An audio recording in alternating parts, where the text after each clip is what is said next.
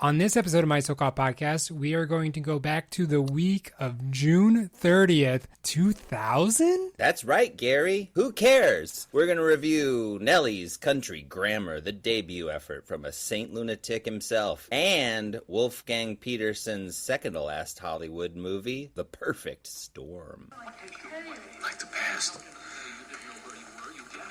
The movie never changes. It can't change, but every time you see it, it seems different because you're different. You see different things.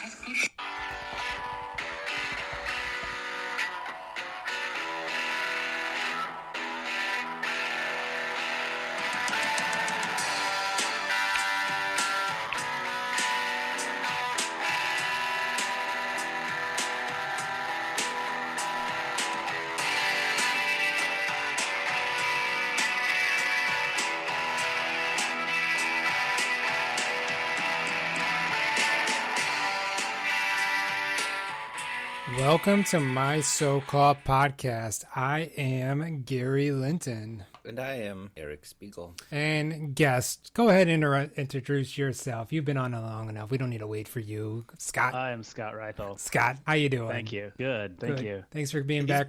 He's back. Yeah, he's back plenty. He's been on it plenty. We appreciate you being on the podcast. This is a podcast where we go back into a week in the 90s, asterisks, and we talk about an album and a movie that were released that week. Eric, what are we doing? What are we doing here? Well, we're talking about the French superhero asterisks.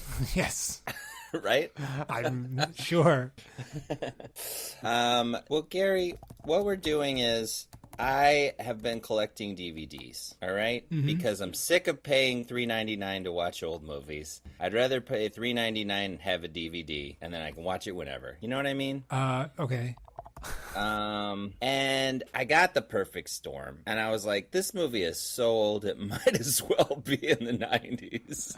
It just barely missed being in the 90s by 6 months. Okay, so let me tell you about when it was filmed. It was filmed Gloucester, Massachusetts, Dana Point, California, This doesn't have anything to do with time. the backlot of Universal Studios. Filming dates July 26th through December 23rd. It took 6 months to film this in 1999, baby. Okay. That's the 90s from what I can tell. Well, and the setting is early 90s. 91. Yeah, but Nelly, he was alive in the 90s. Don't you think he recorded Country Grammar in the 90s? Probably, yes. You're right. So both of these things were made in the 90s, if not released in the 90s. That's what I'm thinking. I mean, Country Grammar came out February 29th, 2000, the lead single. So, I mean, unless he recorded the whole thing in January, it was definitely recorded in the 90s. So, we have previously cheated the other way. Honey, I Shrunk the Kids came out on VHS in 1990, despite being a 89 hit.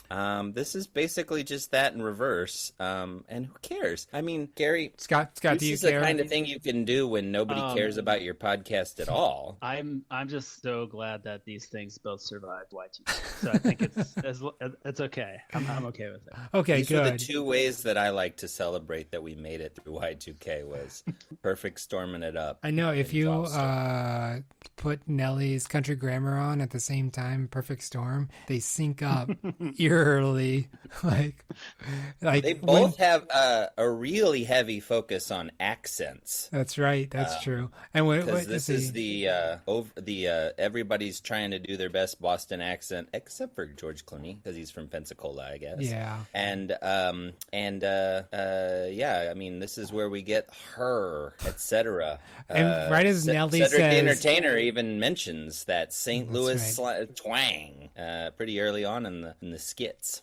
Well, okay. You guys want to talk about what we were doing in 2000? I don't remember what I graduated college in 2000. So it's this summer. It says right around July 4th, 2000. Oh, so you don't remember what you did that summer? I didn't graduate yet because I graduated in December of 2000.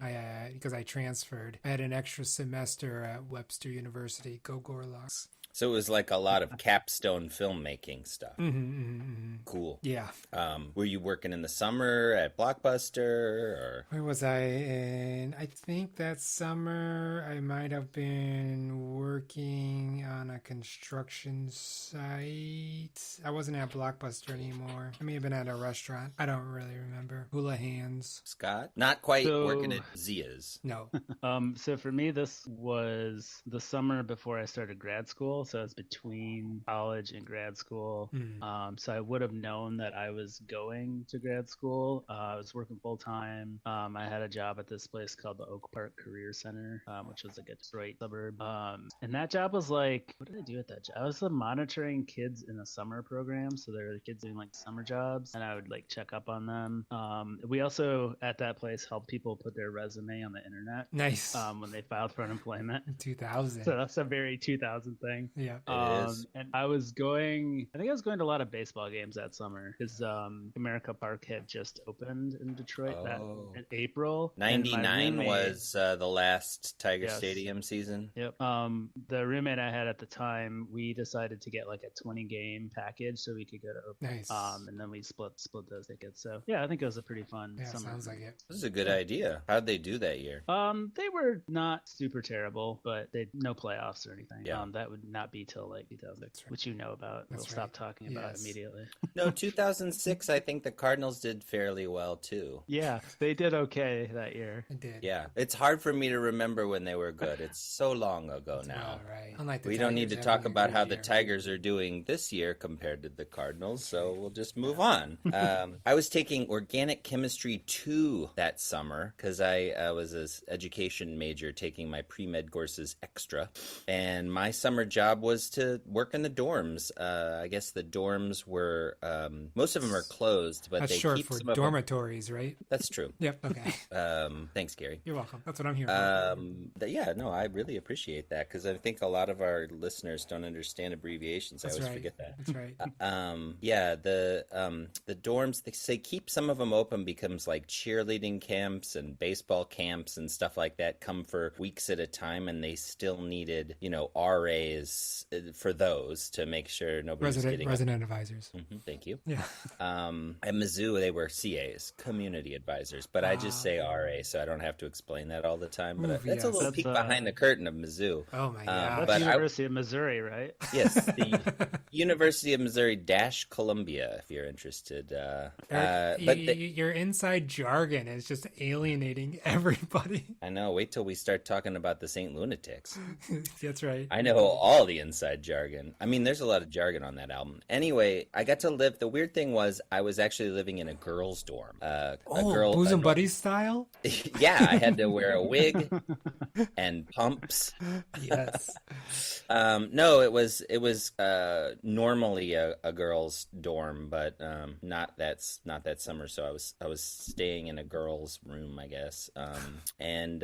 Yeah. Is it still a girls' room if there's no girl in it? I mean, they had to put little signs up over the girls' bathrooms to say like unisex or whatever. I don't know.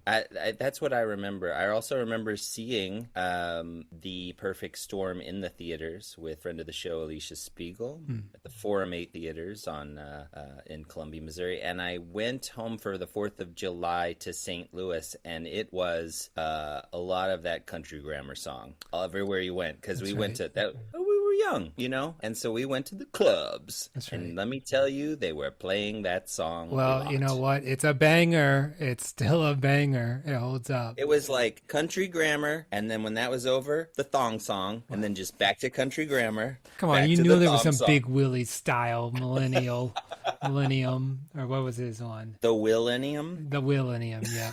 That was playing back then too. I don't think there were any hits off of the Willennium. There was a hit. Getting Jiggy with It. That's that it. Was earlier in the No, that's on Big Willie style along with Miami. I think Just the Two of Us? Is that off of William? I guess I'm not as big a fan of Will Smith's recording career as you are. Did you hear I Like Pretty Girls from 2025 yet? Yeah, no. Oh, no. Is this a new song that he released? Will Smith did? He just goes, I like pretty girls. And then he lists a bunch of types of pretty girls he likes, which is really fun because he's like 57. Yeah.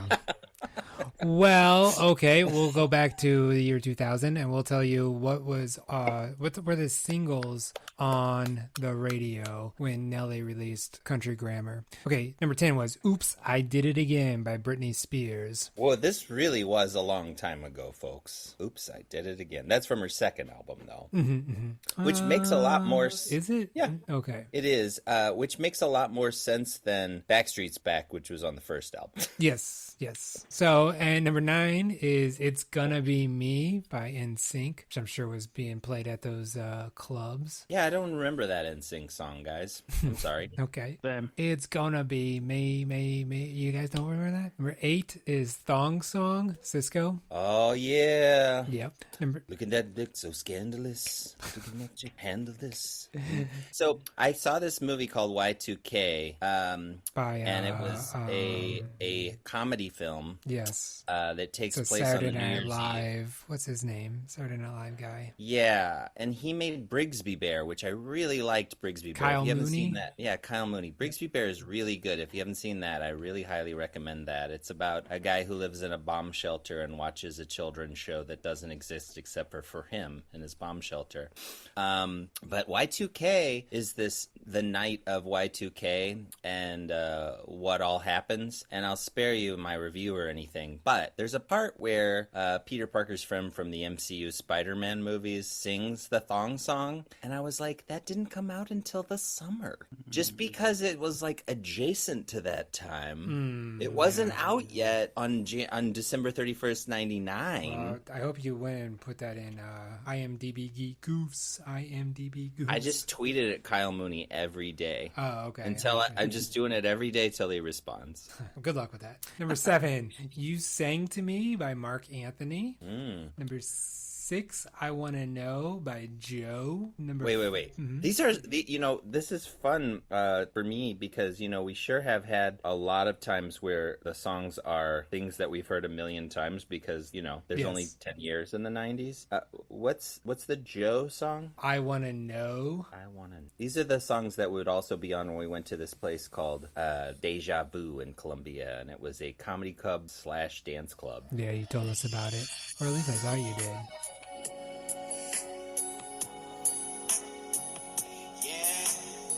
Yeah. Yeah.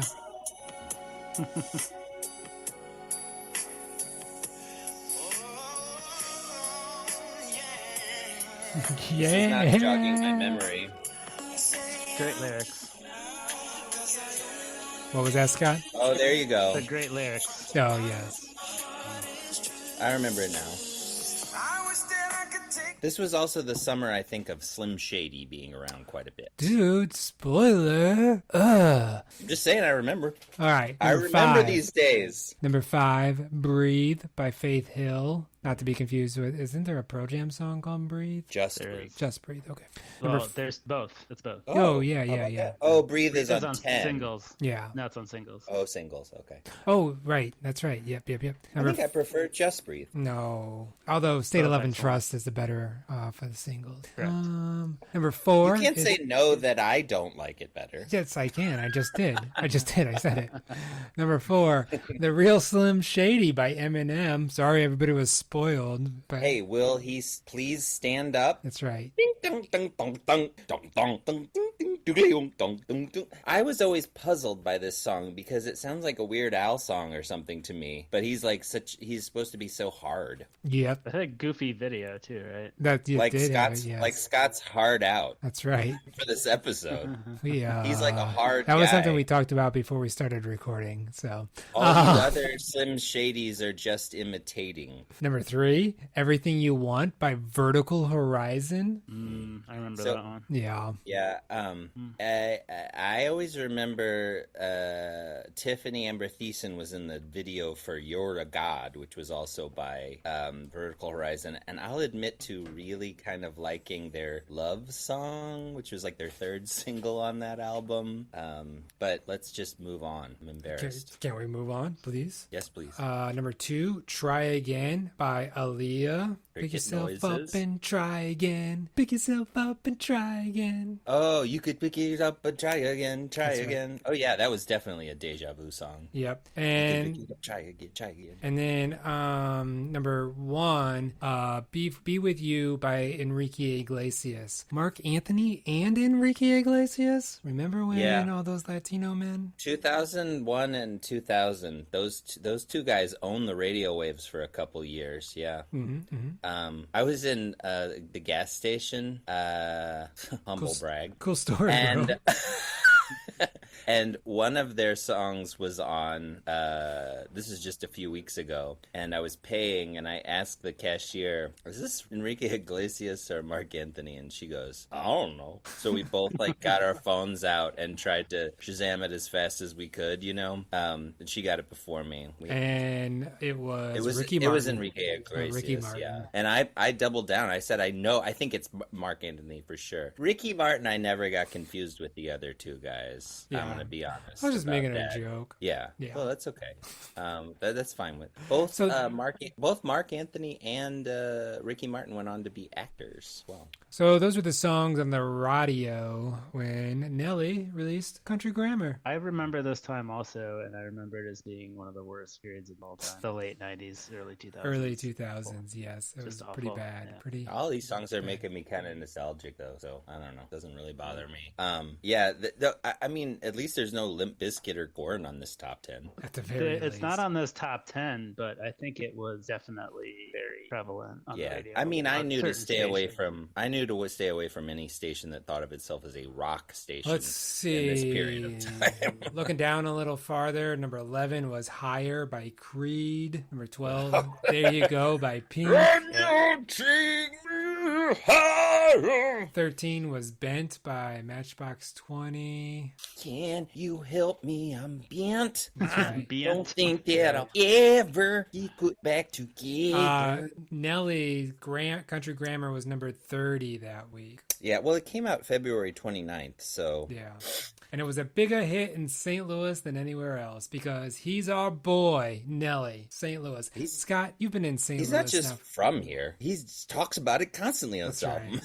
You've been in St. Louis for 20 years now, right? 20 years? Not quite. 16. Okay. So, I mean, I hope you appreciate Nelly as much as we do. We'll see. Sure. Eric, you got an either or to ask Scott about this album? I do, Scott.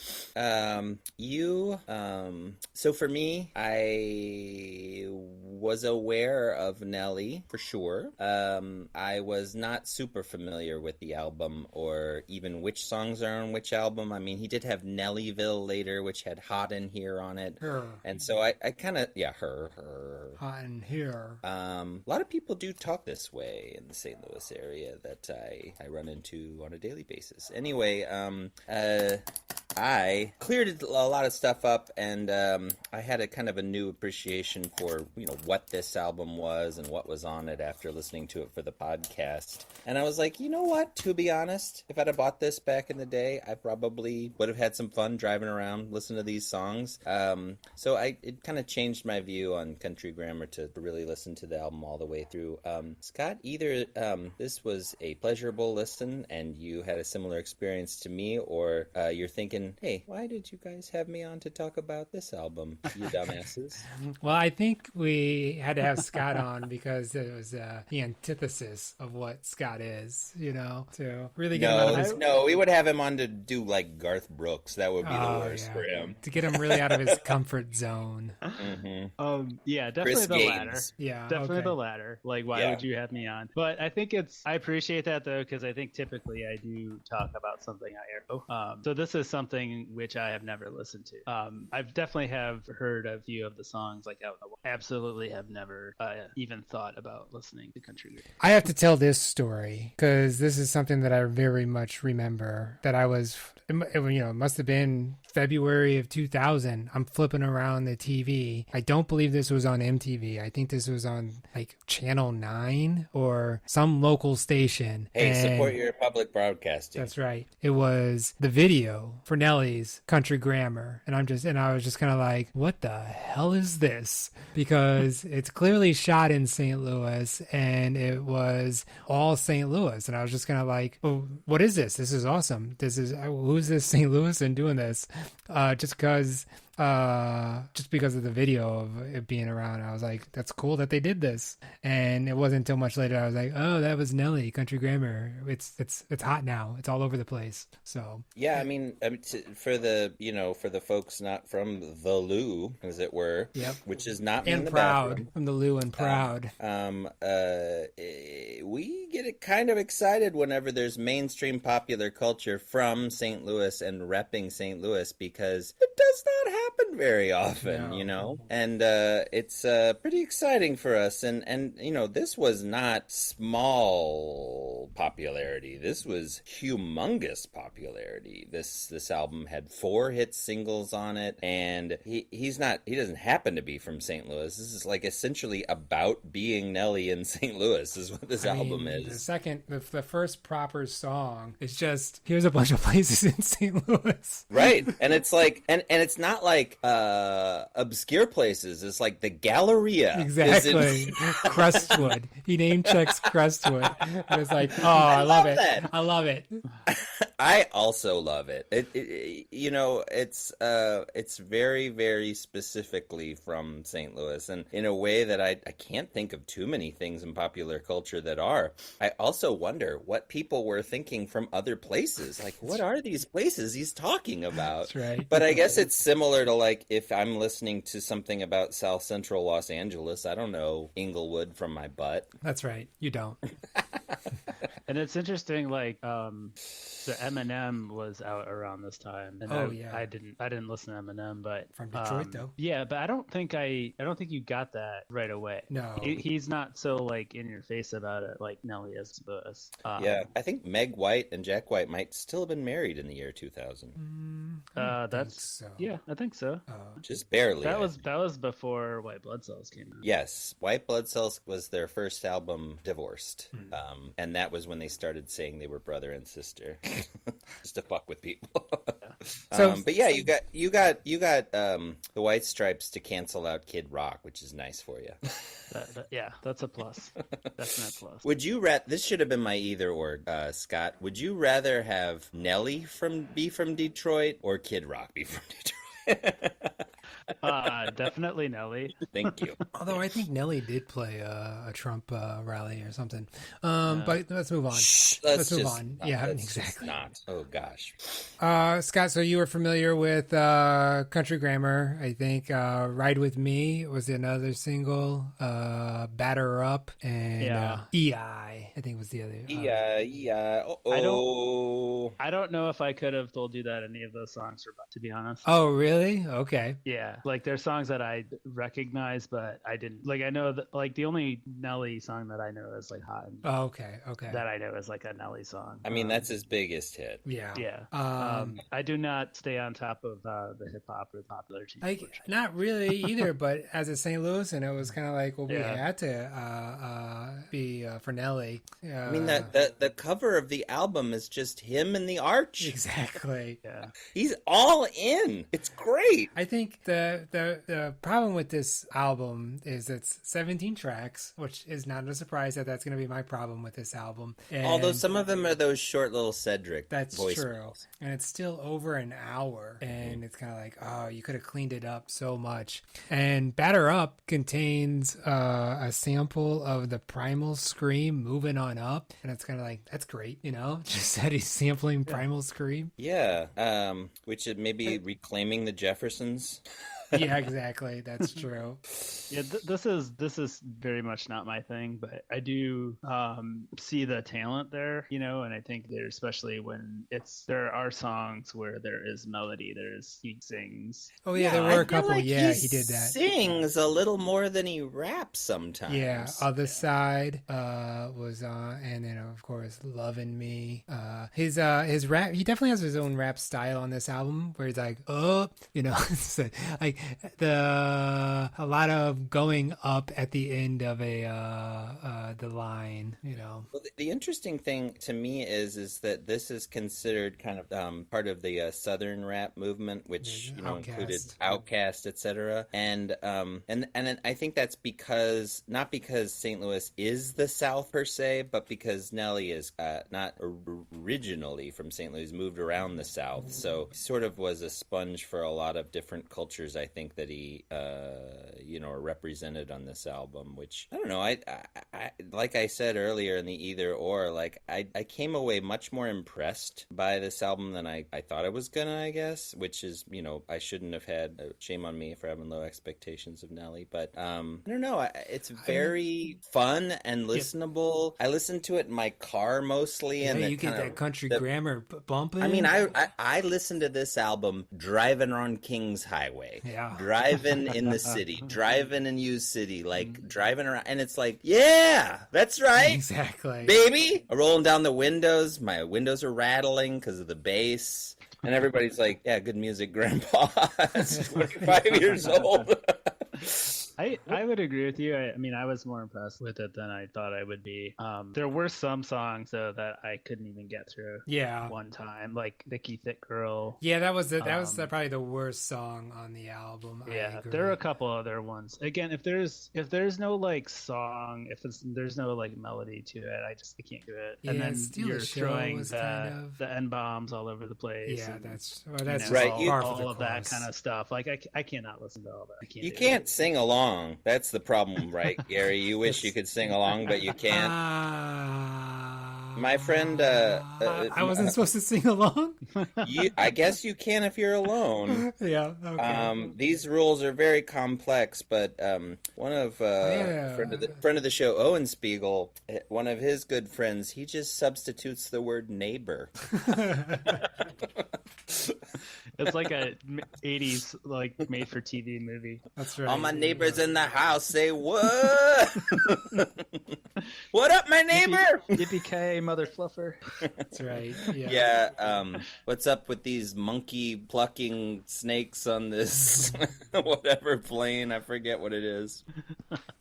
Yeah. This was the airplane. The funny thing is that edited Snakes on a Plane thing comes from the airplane version of Snakes on a Plane, which you think you could get around that by just not showing snakes on a plane. Yeah. But whatever. I mean, I guess some people are masochists. Nelly was so big, though, at this time that he was even able to launch the Saint Lunatics. I think they had an album. Chingy. Yeah. Who also filmed a video on top of the Courtesy Diner right by my house. Oh, nice. Yeah. Murphy Lee, I think, also got himself his own solo album because of this. So, yeah. He was big. Yeah, it was sort of a mogul. Yep. And I guess Cedric the Entertainer, we mentioned, he's also from St. Louis, right? That's right. And so... I just learned that today. No, I can tell you. And I guess rest in power, Cedric the Entertainer? No, he's still alive. He didn't die. Oh, I'm thinking of Bernie Mac. Yeah, I get the original Kangs of Comedy mixed up. Sorry. Okay. Oof. Yeah, don't you disrespect the man. I won't, and I'm going to stop right now. So, yeah. I guess... I don't know. Is there anything else you want to say? What's your favorite track, Gary? My favorite track, I think Ride With Me is a good one, but I gotta go with Country Grammar still. The singles are definitely the strongest songs off of the album.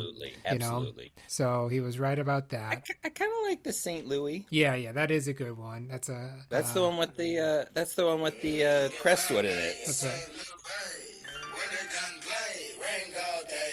Some got jobs and some sell yay. Some sell yay.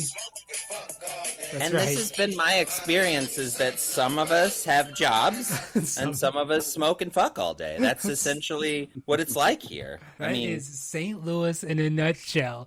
If you could bottle up the essence of St. Louis. Yeah. If you could harness the real energy. Actually, whenever we try to get people to come to, try to get people to come to St. Louis to join where I work, and we show them a little PowerPoint about like restaurants and the Forest Park and like what it's like here and stuff, and then we just we tell them that everybody either has a job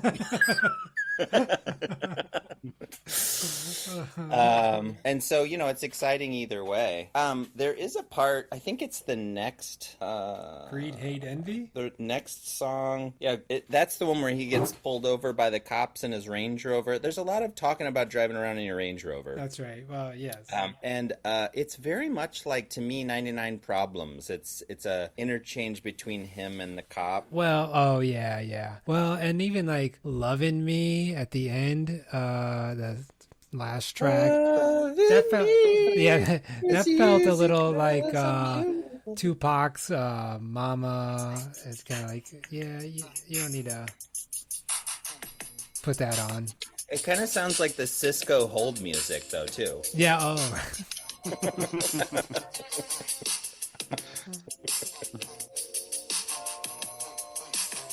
Okay, so this is Lovin' Me. And then... It's pretty weak to go out on. Yeah. This is Opus number 1 by Tim Carlton.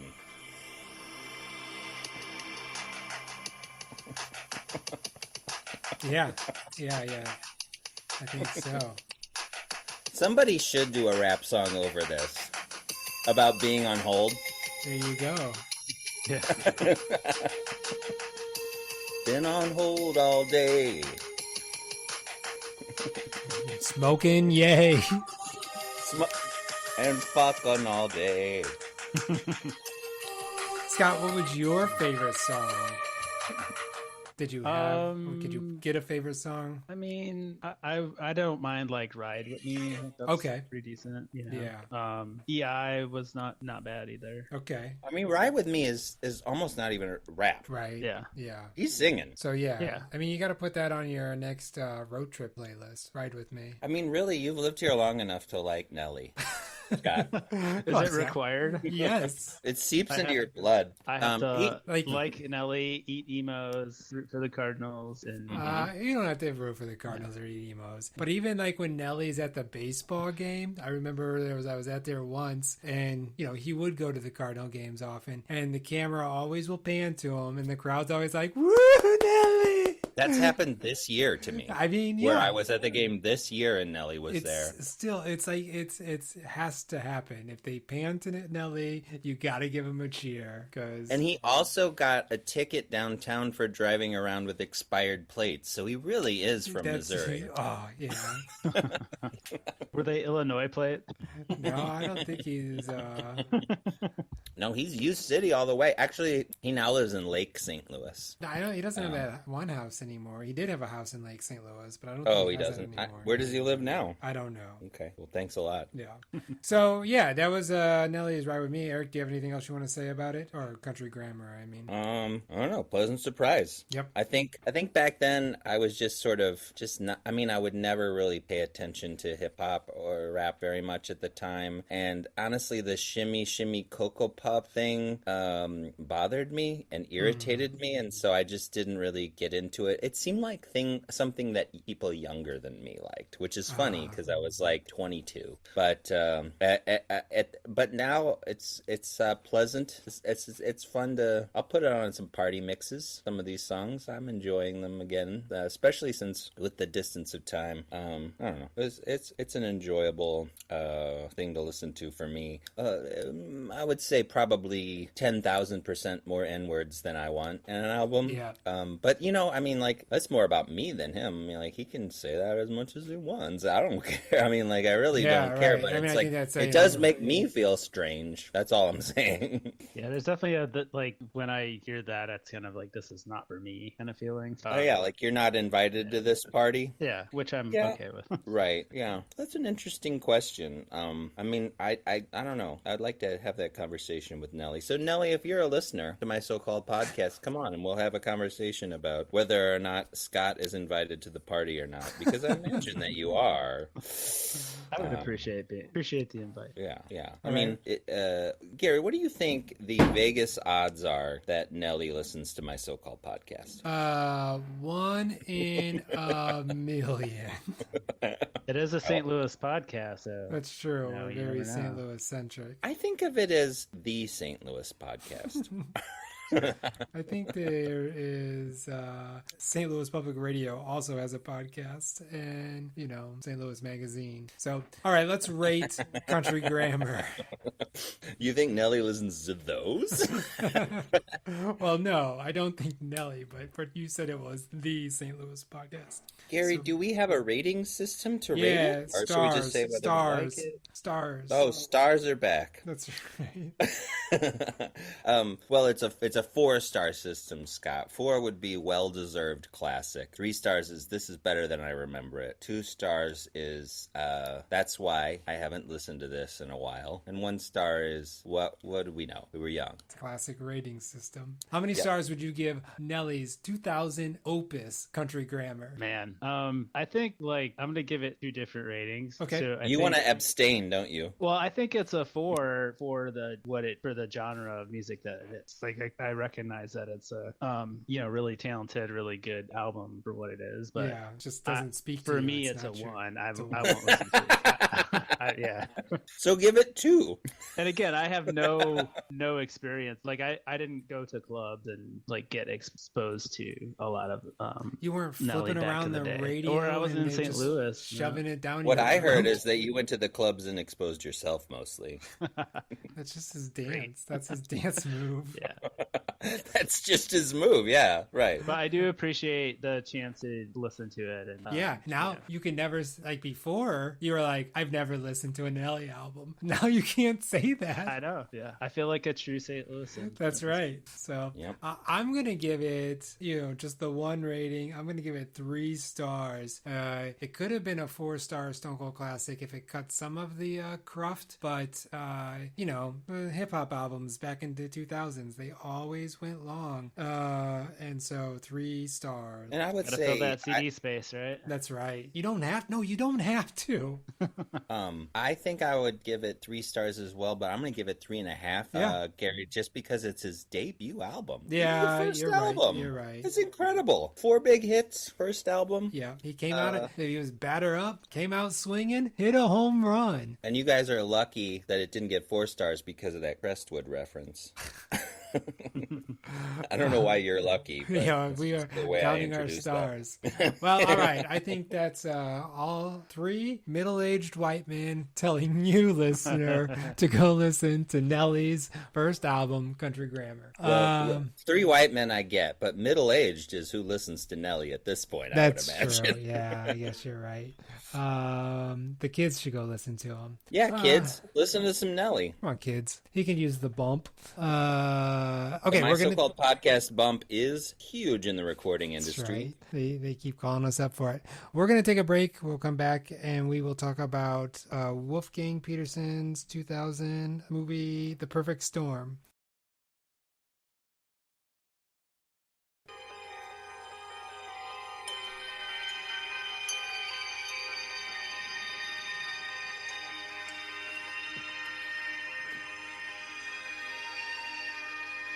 In the fall of 1991, the Andrea Gale left Gloucester, Massachusetts, and headed for the fishing grounds of the North Atlantic. 2 weeks later, an event took place that had never occurred in recorded history.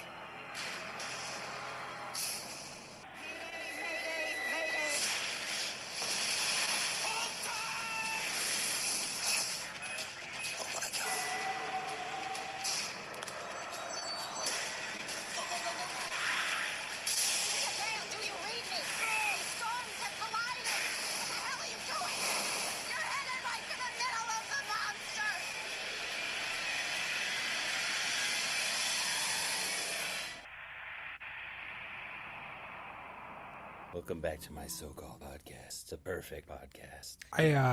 Every time I talk about The Perfect Storm, I always have the Nine Inch Nails song, The Perfect Drug, play through my You are the perfect storm, the perfect storm. What about Billy Corgan and Smashing Pumpkins' Perfect? Perfect. Nope. Storming It's Nine Inch Nails. No, not so much. So, yeah. No, you're like, no, Nine Inch Nails. Exactly. So. I guess it is The Perfect Storm, which, The Perfect Drug. I got it confused with Storm of the Century, which was like a Stephen King thing. It was a Stephen King miniseries for TV. Yeah, that's what I thought it was at first, and then I looked it up and I was like, oh, that's not something. This is something different. Okay, got it. Yeah, although we'll see if we think it was better or worse. I haven't seen Storm of the Century, but I still think maybe we could decide. Agreed. Yeah, I don't even know what Storm of the Century is, but I think I can tell you whether it was better or worse. Well, we're back. We're going to talk about it in a second, but we're not ready to do that yet, so shut up. Okay. We are going to talk about first other movies at the theater, right? Yeah. So I'm in the dorms. Scott's teaching people how to use the internet, and you are you're laying concrete or that's right. No, something. I was like breaking down houses. I was doing a lot of demoing. So yeah, you were like with a bunch of Gloucestermen. Yeah, I remember. Kind of roughnecks. I remember eating lunch one day, and one of the Masons was like, "So what do you do, kid?" I was like, "Well, I'm in college. I'm this is just working the summer." And he was like, "Good, finish college, get that degree." Mm-hmm. I was like, "Okay, I will do that." Yeah, Owen is he's working. He wants to be on the podcast, by the way, so we'll get him on soon. He's working as a cook and does prep at a fancy restaurant, but he's definitely looking forward to going back to school compared to working 5 days a week like that. So having a job like that's helpful for perspective, I think. So anyway, after we were all done, the three of us were done with our day of work, we could go to the movie theater. We could see this movie if we wanted to, or we could go see other movies, like number 10, Gladiator. I saw the sequel recently. It was kind of ridiculous. It was a movie. That's right. I just said Gladiator just like Elizabeth Taylor did when it won Best Picture. That was that impression that I just did. Oh, of course. Gladiator. Number 9, Mission Impossible 2, starring Doug Ray Scott. The worst one. Yeah, that's definitely the worst one. Bar none. Some people really are hating on the Final Reckoning, and I understand their complaints, but I enjoyed it. But well, it's nowhere near as bad as 2. 2 is like, what? Right. Yeah, no. They righted the ship with J.J. Abrams in the third one, and then from there it was good. Number 8, Gone in 60 Seconds, which I've never seen. It's got Nicolas Cage in it and Angelina Jolie, I think. Maybe, yeah. It's one of those Bruckheimer joints. Number 7, Big Mama's House. Oh, yeah. Not to be confused with Medea or the Crumps or whatever they were. The Clumps. I went on a date with a girl to see Big Mama's House, and because it was kind of like good choice. Let's go, whatever. It doesn't matter. Let's go have some fun. Maybe it's fun. I did not find it fun. She did. And I was like, oh, this, yeah. Yeah, that's a really good, I mean, you're lucky you found anybody you could marry with that discriminating film taste. Exactly.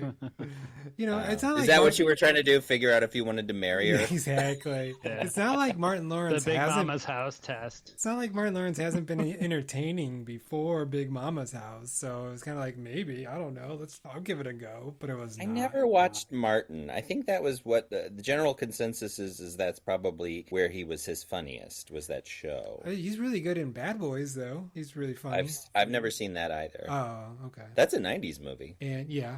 And then Coming up next, Bad Boys. Everybody loves Michael Bay. I think there was like a Martin Lawrence, Luke Wilson one, like the Thin Blue Line or something like that. I don't know. Thin Blue Line. The Thin Blue Line is an Errol Morris documentary. Yes, I know. And a somewhat racist flag. And isn't there? Oh yeah. Yeah, he is. He does a Connecticut Yankee in King Arthur's Court movie called Black Knight as well. Yeah. Number 6, Samuel L. Jackson's Shaft. Oh yeah, I saw that. I saw that in the theater too at this time. I think I saw.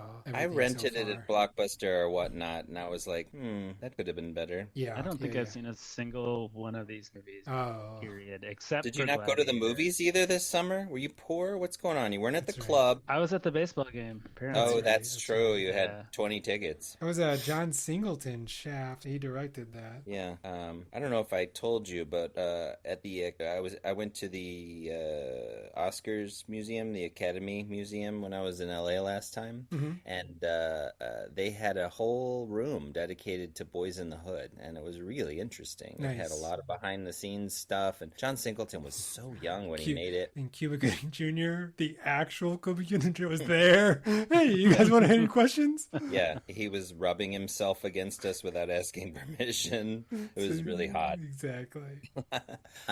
Number 5, The Adventures of Rocky and Bullwinkle, starring Robert De Niro and Rene Russo, I think? That's right, yes. They were Boris and Natasha. One of cinema's greatest achievements, I'm sure.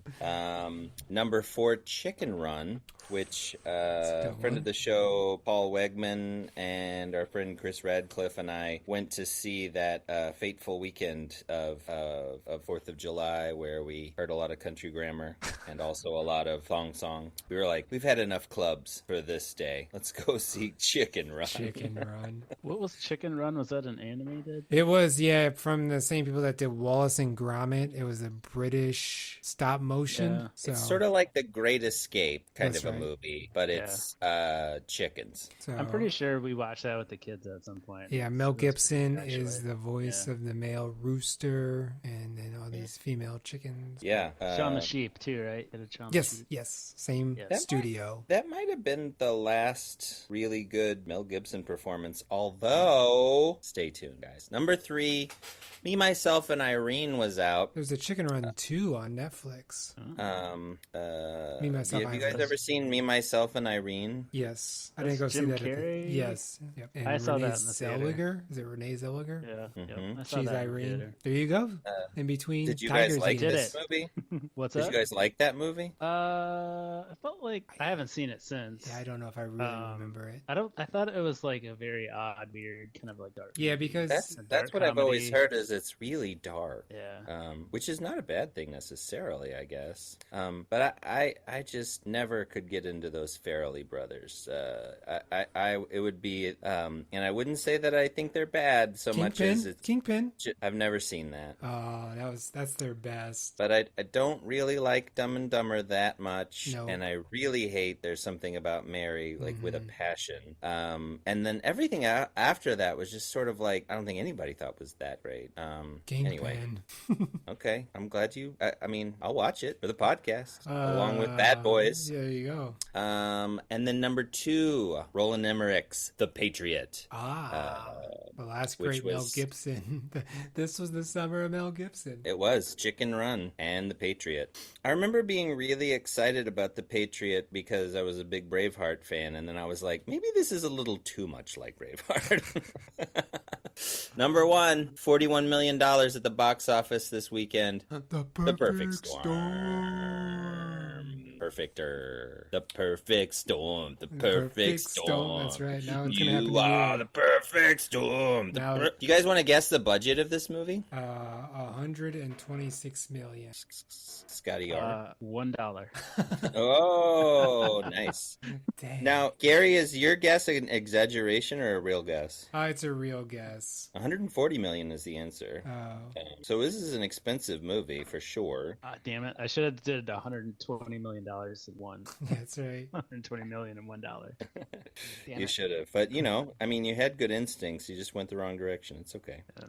Gary, do you have an either or for Scott about the Yeah, perfect Scott. drug? So this movie happened, and it's cast with people. Either the It's got a casting, stacked cast. yeah, it does. Either the casting was spot on, or it's miscast in a lot of places. I think that might be my problem with it. I might be leading the witness. But Scott, the question's to you. Objection, Your Honor. Exactly. It twists my arm, but yeah, it was. I agree, miscast in some way. Scott, had you seen was this one? One of the problems. Yeah. What's that? You I had never hadn't- seen this. Oh, okay. Never. Okay. No, never seen it. Eric, you've seen it before, right? Yeah, I went to the theater with friend of the show, Alicia Spiegel, and we saw it when it first came out. I remember I was waiting for her to pick me up at the dorm where we were, where I was living, the girls' dorm. Remember that part of the story? Oh. And How could we forget? That was a really deep sigh, Gary. Yes. Just a world weary sigh. Yeah, that's what I was going for. And it was kind of fun because I was excited to see a new movie. I was still kind of all in on Wolfgang Petersen because Das Boot's really good. I was a Neverending Story fan, and the I American still President think was, or not the American. You mean President. Air Force One? Air Force One, yes. Yeah, well, and his best movie I think is In the Line of Fire. I really that's like right. that Yes, movie. yes. So I was very excited about this movie. I liked George Clooney a lot. I liked some of the supporting cast quite a bit, actually. You know, I really liked John C. Reilly in Magnolia the year before. Mm-hmm. And I will basically watch anything with Diane Lane in it, from the 80s to the 90s to the 2000s. She's part of the problem. Oh, she's she's awful in this. But I'm saying beforehand, I was very excited. I'm not done with my anecdote. Okay. Thank you very much. Sorry, I forgot who I was talking to. And it was, while I was waiting, I was standing outside, and it was getting like real, like storm clouds were gathering, like thunderheads and stuff, and the wind was picking up and stuff. And so it was like a really nice, like, it was getting me excited about the movie. And I do remember, and now we can get into what we think about it, watching it, and it was one of those things where I was like wanting to like it and like trying to will myself to like it, like almost halfway through I was still trying, you know. And then it's like, is there something wrong with me? What's maybe there's something wrong with me, I don't know. Anyway, so I was excited to see it. I was in the end sort of like, what was that? I did not like, we didn't come away from it going like that was terrible. I remember not saying that, but we were a little puzzled. I also, I went to see it in the theater, and I think I came out of it just like, okay, that's whatever. It was instantly forgettable, you know, right after. And Scott didn't even know about it at all. We said The Perfect Storm, and you've never heard of it? He thought it was. I don't remember it. Yeah, wow. I don't remember it. I don't have any recollection of this movie ever. This was the Warner Brothers and tentpole I wish I of had the year stayed 2000. That way. Yeah, Sorry. That's right. Okay. If you could go back to before we suggested he watch this movie. I came out of it thinking it was pretty terrible. Okay, yeah. Well, I think this has happened before, and Eric and I both saw it on the big screen, and sometimes that spectacle can kind of taper over some of the weaker parts of a movie. Because I definitely remember Independence Day. I was like, yeah. Then I saw that on the TV, and I was like, oh no, what? You know? Yeah, the storm scenes and like the special effects, I think, are pretty good. Yeah, especially for 2000.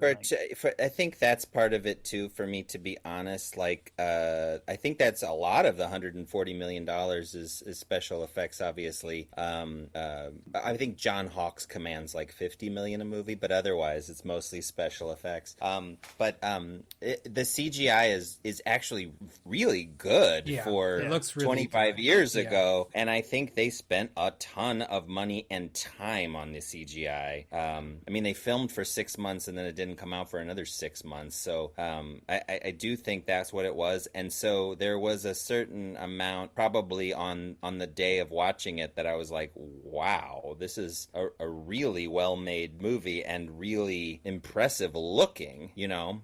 It's a spectacle, right? And I can imagine in theater it was probably pretty fun.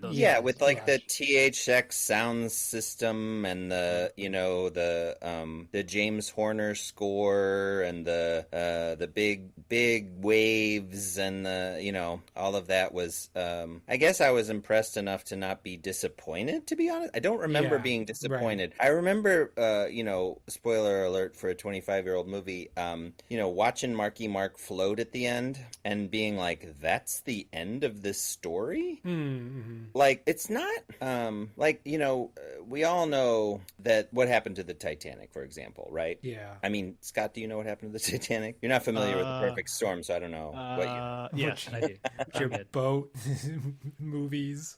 Yeah. And so I do think probably this movie was greenlit, not just because the Sebastian Younger book was a big hit with readers, but that Titanic cost $200 million, and it was about a boat sinking, right? Mm-hmm, mm-hmm. And so I think they thought, okay, we'll make a disaster movie, essentially. Although I do not think that's what this is. I'm not really sure what genre this movie is. Yeah, I think that's also... It wants to be a drama, I guess. So does it? But I don't know, fails. I really don't know that it knows what it wants to be at all.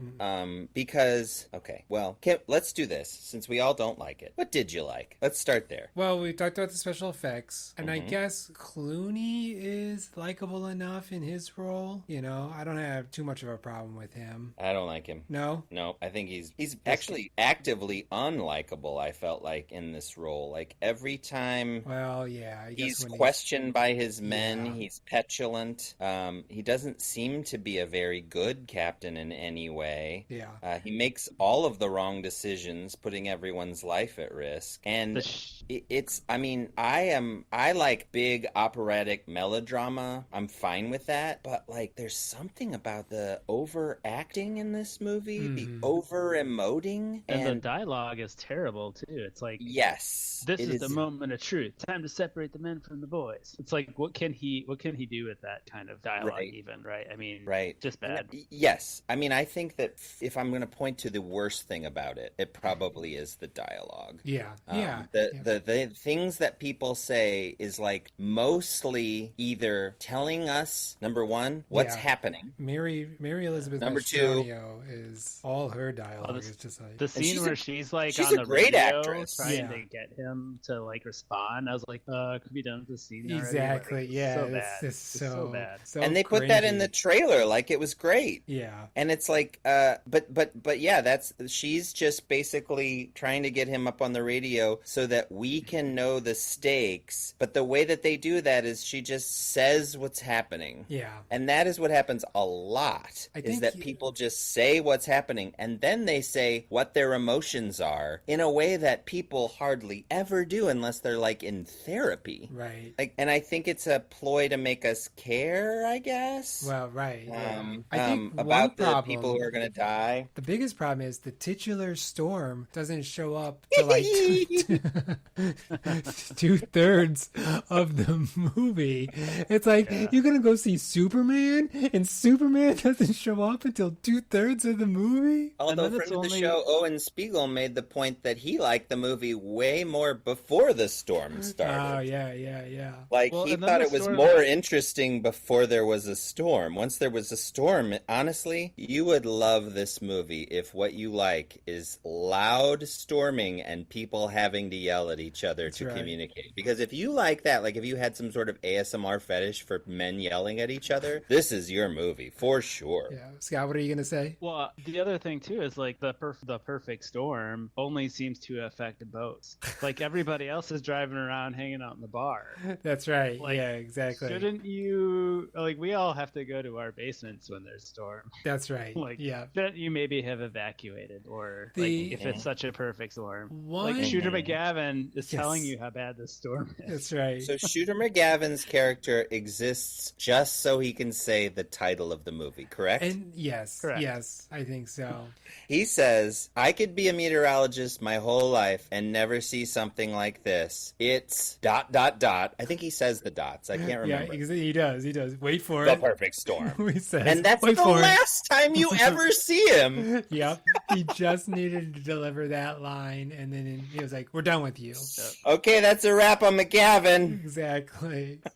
It also would have been a lot better if Diane Lane was like George Clooney's love interest. She's She's terrible, but she also looks way older than Mark. Right. And not only that, she is older. And, ageist. And it's kind of like, okay, so maybe they get along. Maybe they do. I wouldn't have cared. I would have been dating her when I was 22. But she, not only is it, but she acts like a younger person. That's the problem. It's like they age her down. And so that's where it doesn't. It's you're saying, okay, that's a good point. It's like, you should know better. You should be making better decisions or being, so that was the problem with that. It just didn't buy her at that. Yeah, because she's like 35 and it's like, oh, I'm decorating my first apartment. Yeah. Like I'm going to college. Yeah.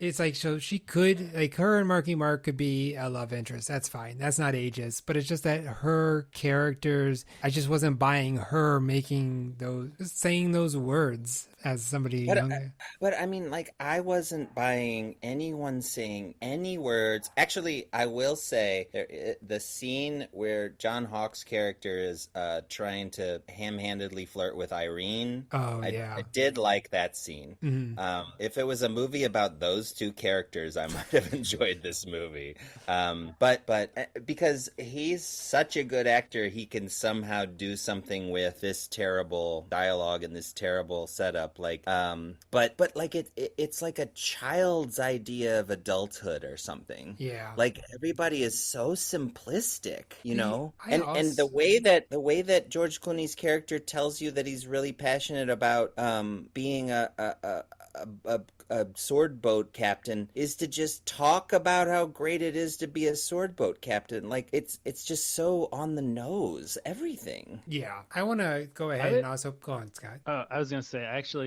could give them some credit for the ending and that nobody makes it, because I thought they were all going to pull out somehow. Oh, yeah.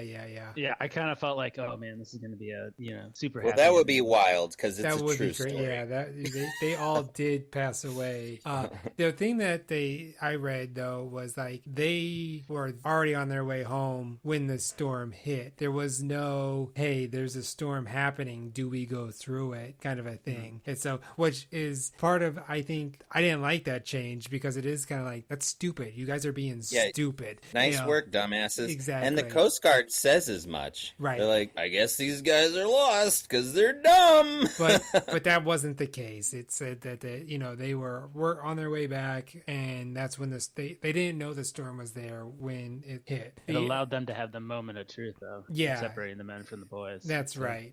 And I know it's also in the book, and it just feels like padding here, though. I don't think it really adds much. The whole Karen Allen on a yacht story. Like a side adventure for no reason. Yeah. I mean, I think it's part of the storm, and so it's in the book, and it probably works better in the book. But here, it's like those characters come out of nowhere, and it's kind of like, are we supposed to care about these people now? Because I kind of don't, Well, and they don't ever come into contact with anybody else. Like, there's no meeting of people. Well, other than the Coast Guard, because it's the same Coast Guard guys that saved them. That got to go, but other than so so I guess it could have been a movie about the Coast Guard guys, and that might have been kind of interesting. It could have been an ensemble disaster movie where, like you were saying, like it's this boat and that boat, and then everybody on land is having to deal with the storm too, and it's just this big disaster movie. I think that might have been pretty good. The focus on the Andrea Gale makes the movie boring. Yeah. Once the storm starts, it's like, it's so boring. Like, we've already seen these guys fishing for a really long time. If they're not petulantly fighting with one another. I will say, whenever John C. Reilly's character gets pulled overboard by the hook and they have to save him, that's pretty good. That whole sequence is pretty compelling. Yeah. Yes. Except for the fact that George Clooney does the absolute worst CPR I've ever seen in a movie. He's barely pushing. Barely. He's like tweaking his nipples.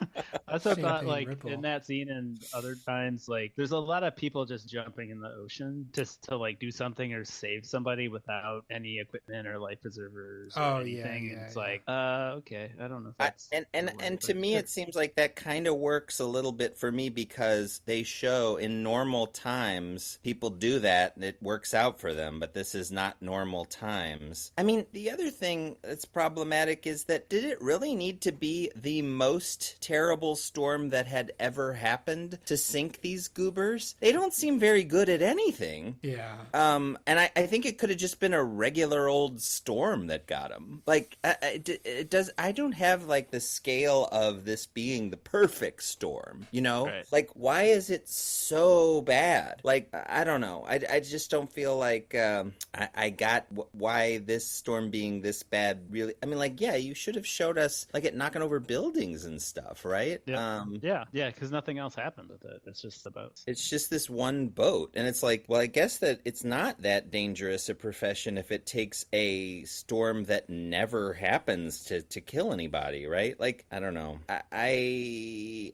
don't know. What did you guys think about the initial crow's nest bar sequence? Like, okay, so they Yes, return. no, maybe? Yeah, they return from port, or they return, you know, and that's them. And it sets up that Clooney's ship is not catching as much as he once Right. did, and so they're all having a party, and They're having a laugh. Yeah, they're all back. I mean, John C. Reilly's waiting for his kid. His ex-wife doesn't bring his kid soon enough. I mean, Not an excellent child actor. I Yeah. don't want to pick on him too much, but that definitely could have been a little bit better child actor. Yeah, I mean, I think it goes on too long. Michael Ironsides is always welcome in a movie. I Yeah, think. right. Playing a badass. Yeah. I think we needed to be introduced to the Karen Allen characters a little sooner. Maybe them chartering this boat, and then maybe even introduce the rescue. The Navy? Who were they? The National Coast Guard. Guard. Yeah. Yeah. Give us a little bit of the crow's nest. Give us a little bit of the sailboat people and give us a little bit of the dudes who rescue people, right? I think, right. It's like, I like that. That's a disaster movie. Yeah, the scope is so focused, and then when the storm comes, it's kind of like they blow out. It's like they try to make the scope bigger, but it's like, who are these people? Am I supposed to?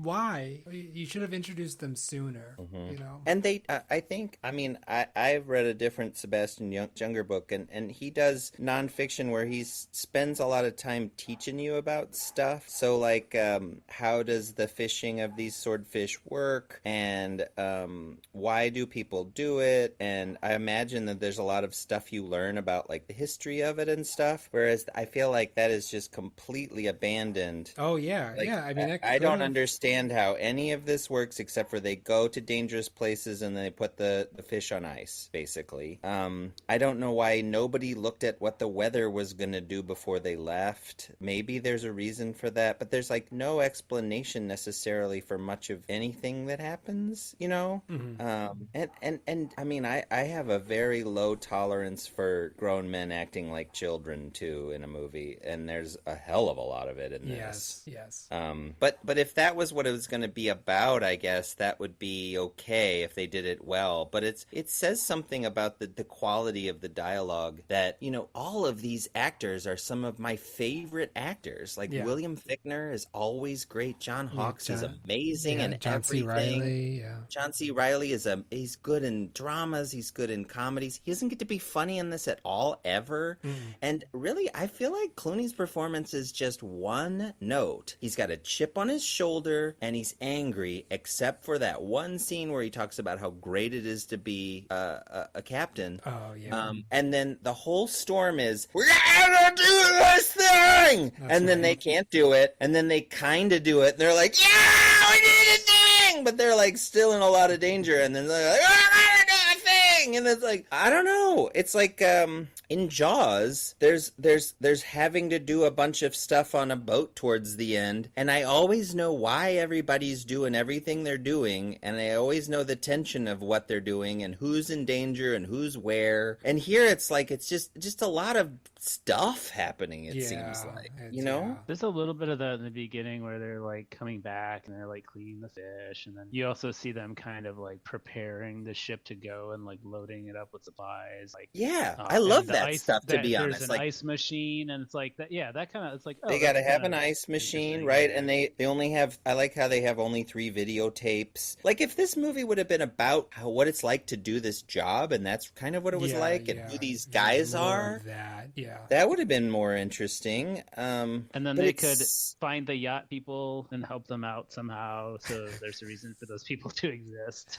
I think they just needed to be introduced sooner, like them chartering the boat. You know, that would have been that they. Or they're like a documentary crew trying to learn about sword fishing or something. Yeah. Oh yeah. These days they'd be podcasters. That's right. Yeah. So, but also like there's an economy of like really there doesn't need to be the Shawshank warden and 2 women on this boat. Yeah. Karen Allen has nothing to do because the other woman has all the lines. That's right. It really is. It's almost like Karen Allen was just like, you guys like Karen Allen, right? Yes, we love Karen Allen. She's great in Indiana Jones and the Temple of Doom, or not Temple, Bridges of the Lost Ark. But it's like, and she's adequate in the Kingdom of the Crystal Skull. Exactly.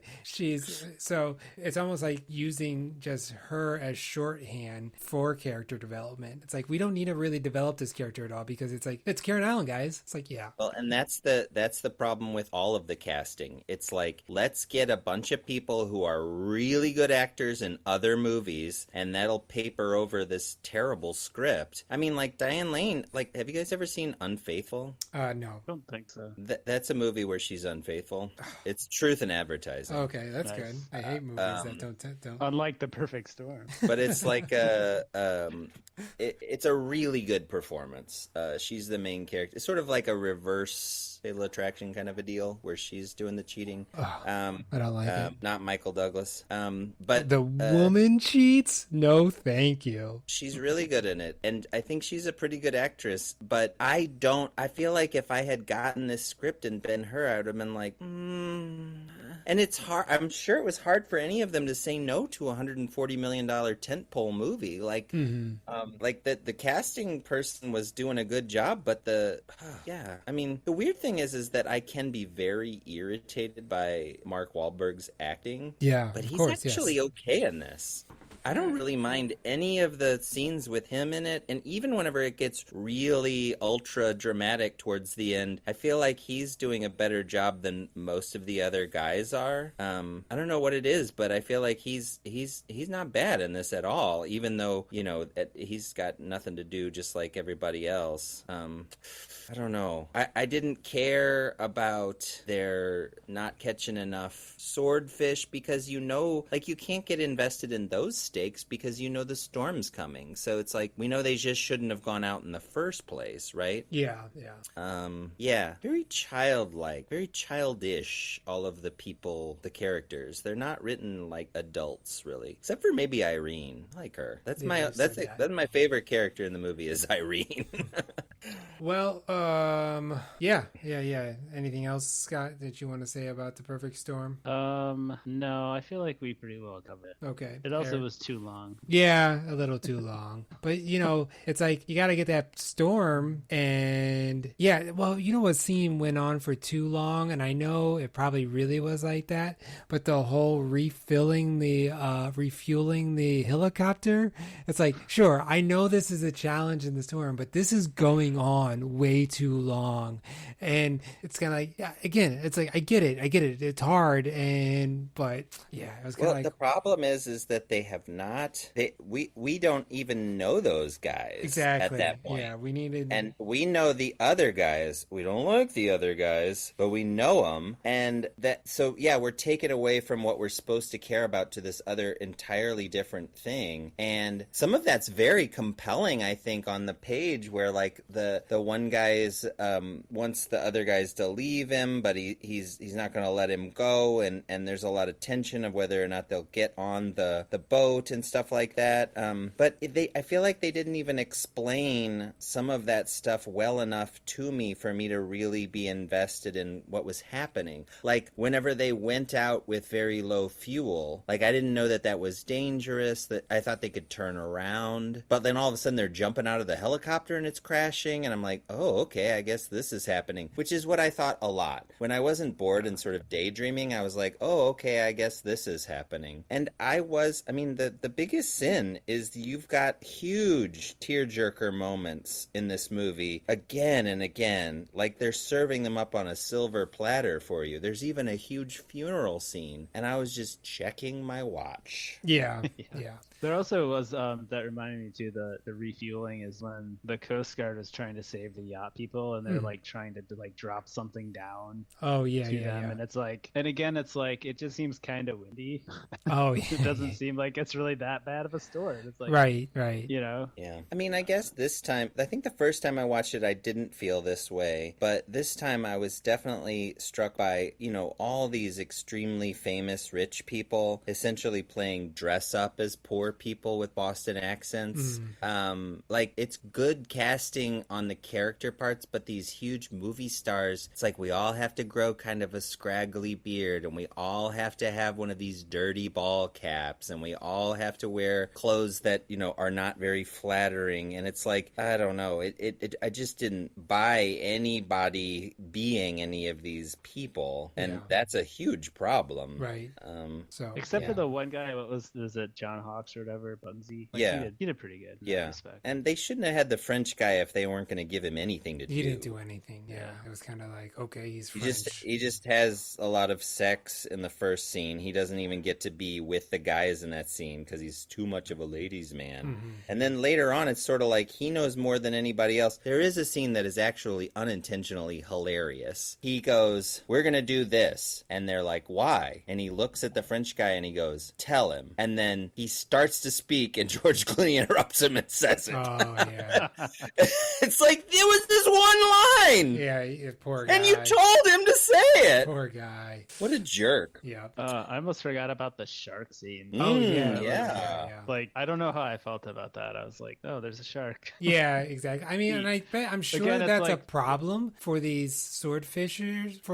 They probably do get sharks, but it was kind of like, I don't know. Nothing's set up. There's not like no setup. It's not like, is that rare? Right. Is that something that happens a lot? I feel like they really missed out on just like giving us like competency porn. Like these guys are really good at doing this thing. They didn't seem like being really good at doing anything but like bitching at each other. Right.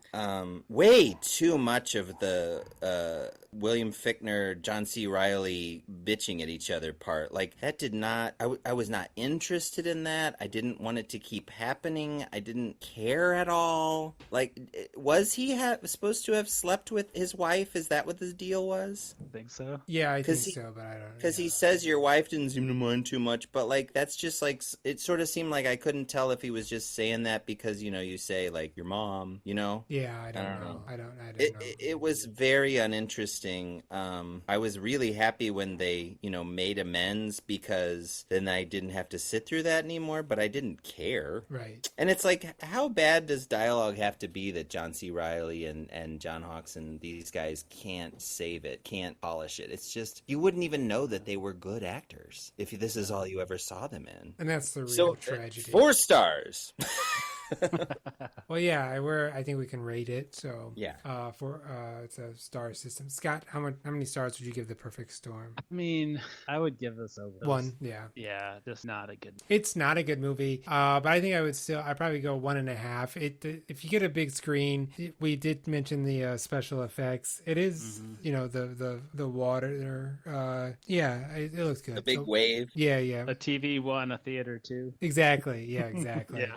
So I can see that. Eric? Yeah, I kind of like its sense of place, like the crow's nest and the people who do this for a living and the at sea and stuff. I kind of like some of that, and Yeah, so I guess I will give it 1.5. I can't give it a 2. I don't think I'll ever want to watch it again. But now you own it. Yeah, well, I can get rid of it. Yep.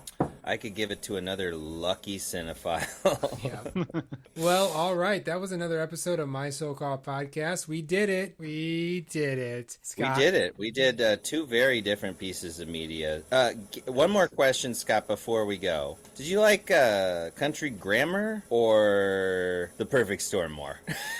I mean, I would probably rather sit through Country Grammar again than All right, there it is. That's good. Wow. So yeah, we created another Nelly fan. Good. That's right. Good for us.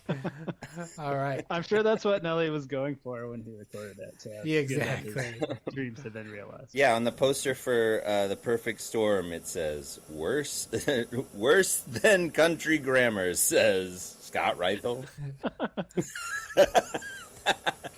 That'd be amazing. Yeah, I like Love it.